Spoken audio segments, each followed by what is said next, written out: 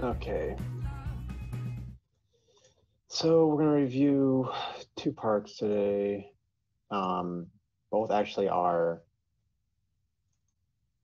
built in the electric field scenario. So the first one is Electric Fields Amusement Park by Big Shooter Grill or Gill, Big Shooter Gill. Oh my God. Let me make sure I'm saying his name right. I never know which it is, so hopefully.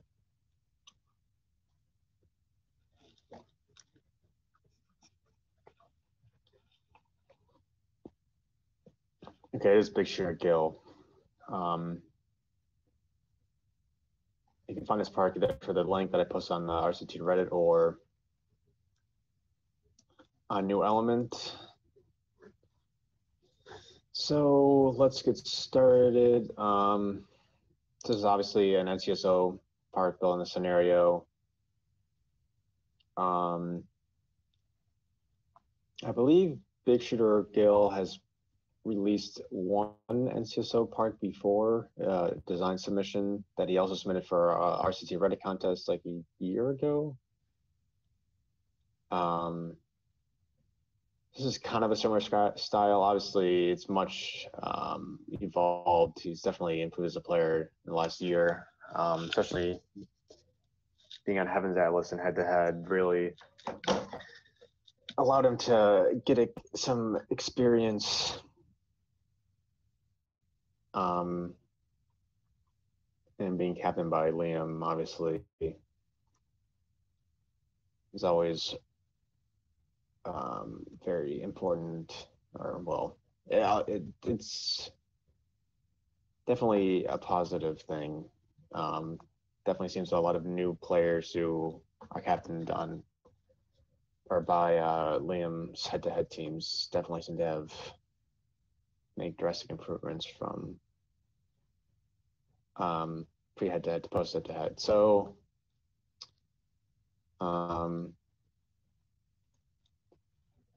cool entrance area. I like how these tickets. I guess this should be the main turnstiles. You walk right into a bridge, which is kind of interesting. Some real centerpiece, but you know, who cares? Nice little crop buildings right here. Like his style is very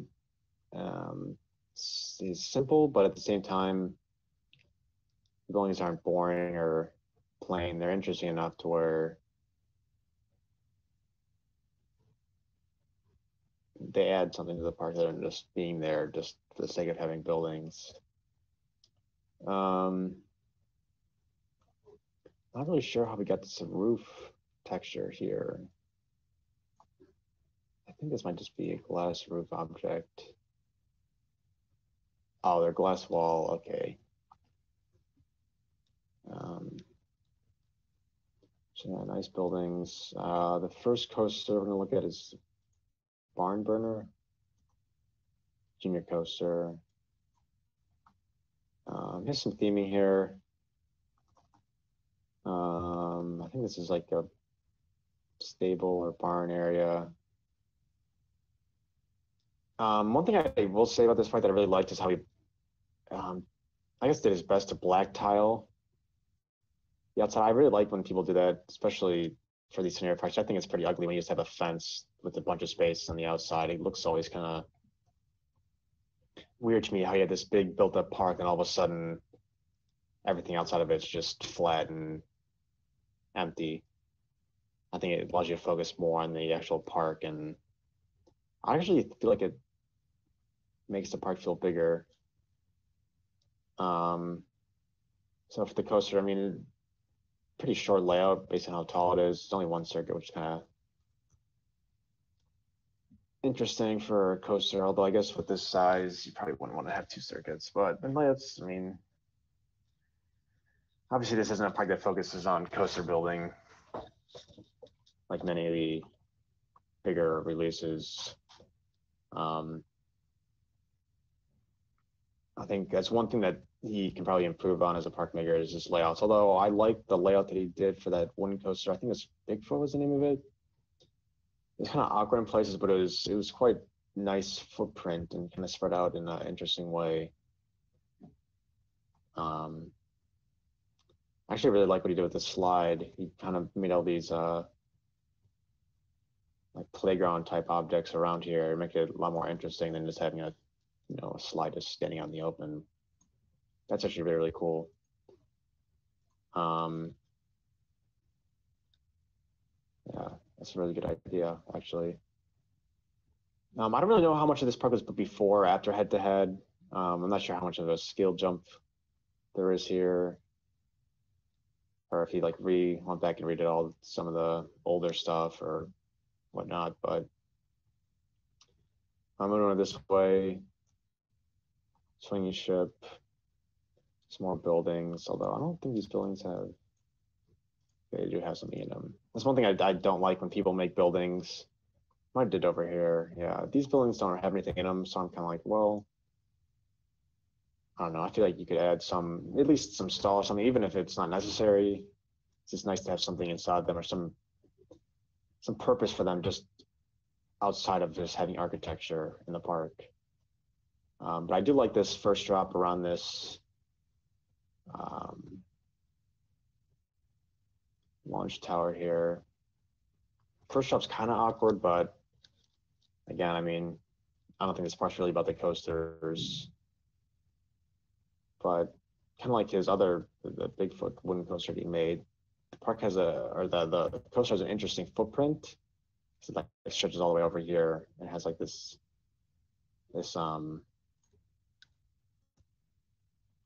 like ravine area, which I think is pretty cool. This coaster is called Big Whopper. I don't think I mentioned that. Yeah, I think that the pacing's okay. I mean, about what you expect from one of these scenario parks. I actually really like what he did with these. What did I picture these? Medieval theming houses. Pretty cool little area. I think all the ride design in this park is actually really, really nice for an NCSO park like this. Like he added interesting objects around each ride and kind of themed them interestingly, so that it's not just a ride in a park. There's actually some reason to have it. Station's kind of cool too. I like how the sign faces the path, and you queue. Although interaction could be better, but whatever, that's fine. Again, more buildings. I don't think these have anything in them now. I do like how he has like a little picnic area here.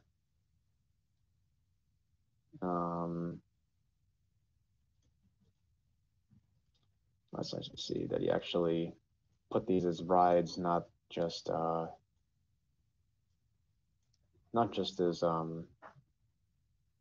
objects. You actually know what they are. And then this is I guess this is the main ride of the park. Crop Duster, which is a suspended coaster, as you can see. I actually really like this station too. It's kind of like the barn door. This is a much better station, I think, than the other two. Well, it's kind of weird that he has two barn themed coasters, although I guess this is a farm-based park, so not so much you can do. But I'm actually not a fan of this layout at all, honestly. It just seems like something that you'd see in a scenario that comes with the game by default, and I wish you would have made it a little bit more interesting, made it a little bit more out and back, kind of like this. For me, you could have some cool interaction with the wooden coaster and utilize the terrain in the back of the park a little bit more, and then just have it, confined to this little area. And I get what he's trying to do with that. It's trying to be like a themed like crop dusting. Like this is the farm, and the plants like spraying the crops and stuff. I get what he's trying to do, but I think for the sake of the coaster, it would have been much more interesting to see a much more out and back, spread out layout than just this, massive helixes. Yeah, I actually do like these queue covers too.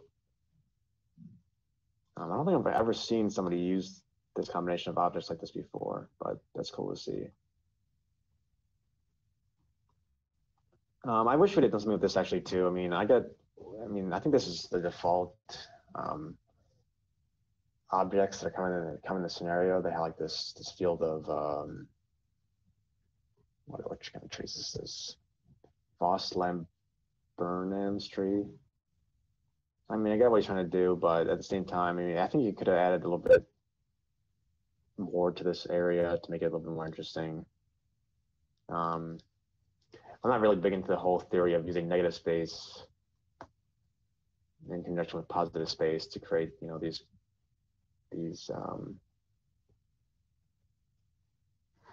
these like areas like this. I mean, you have to contrast with the positive space, but I don't really know any of that kind of stuff.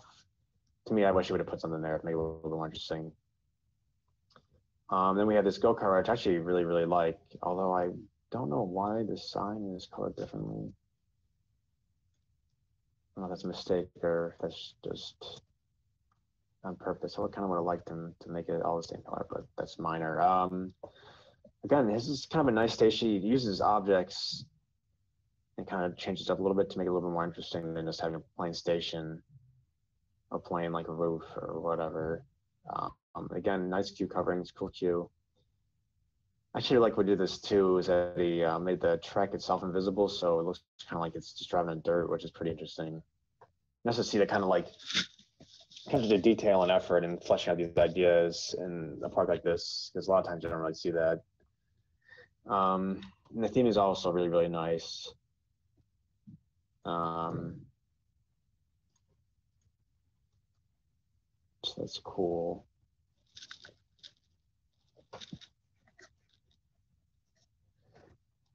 He has some terrain in this park, which is cool to see.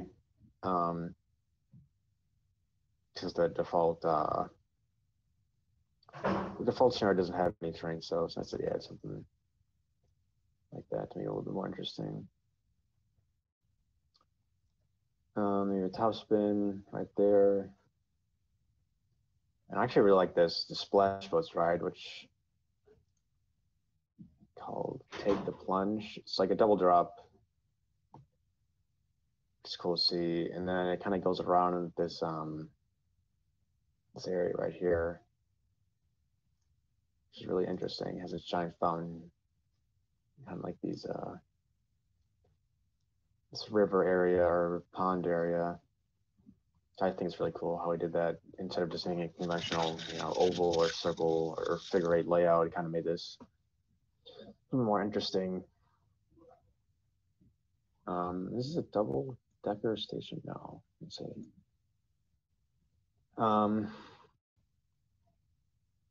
That station's cool. He did use track texture here, which I don't think he's using any other stations. No. So it's interesting. I don't know how many problem with people using track texture in conjunction with normal objects. Some people seem to not like it, but I think it's nice to give it a little bit more texture and a little bit more interesting than just having the plain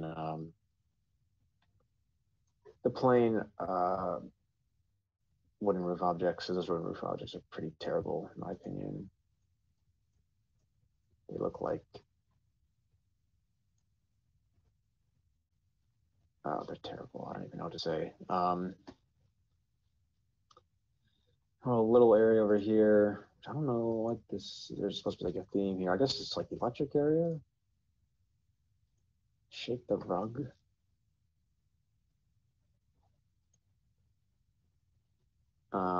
Mini golf.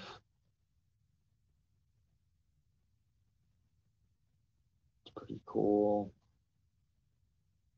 Then coming back around, more buildings. I think this is probably the best ones in the park in this little area. I think you did pose a screen of this. I like how you use the architecture here. I think these buildings all have something in them, or two of them do. So it's cool to see.